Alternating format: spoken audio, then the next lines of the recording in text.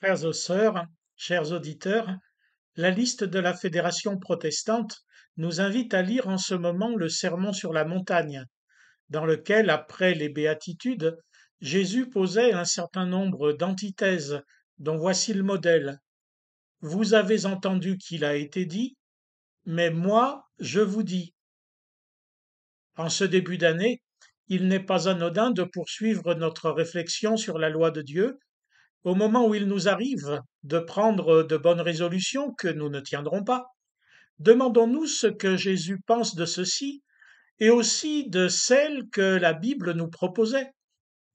Alors même qu'il venait de déclarer Ne pensez pas que je sois venu abolir la loi ou les prophètes, le voici qui maintenant oppose ses propres paroles au texte de la loi de Moïse dans l'Ancien Testament.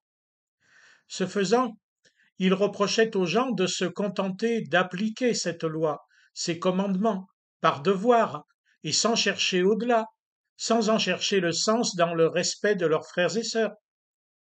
Bien sûr, il suppose que vous avez entendu qu'il a été dit, etc. Il ne s'adresse pas ici à des sauvages, des gens sans foi ni loi, mais à ceux qui connaissent la Bible. Sinon, ces paroles seraient incompréhensibles.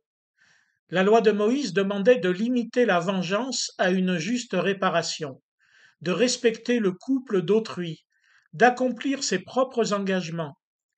Jésus ne parle donc pas ici à ceux pour qui se venger signifie éliminer l'autre et tous les siens, à ceux pour qui la femme ou l'homme n'est qu'un objet sexuel ou un esclave, à ceux qui se croient quittes par de belles paroles jamais mises en œuvre, ou même à ceux qui pensent être le centre du monde.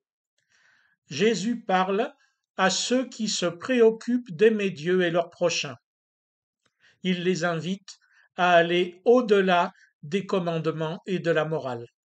Il nous invite à aimer véritablement, à respecter l'autre, les autres, et à les faire passer en premier, sans regarder notre propre intérêt. En cela, oui, il accomplit la loi, mais il lui faut alors s'opposer à ces formulations traditionnelles. Mais moi, je vous dis, si les commandements sont un progrès par rapport à la sauvagerie ordinaire des humains, la pratique de Jésus en est un par rapport à la simple obéissance morale. Il ne s'agit pas de revenir en deçà de la morale, mais bien de la dépasser pour reconnaître l'autre, Dieu ou humain, comme un partenaire à aimer et non comme un ustensile pour mon propre plaisir ou ma propre obéissance. Alors, après mon plaisir et après mon obéissance, c'est mon moi-je qu'il faut abandonner. Il faut laisser Dieu et les autres être des sujets et non des objets, être les sujets de la vie qui m'est offerte. Cela sera-t-il une bonne résolution pour l'année 2023 qui commence?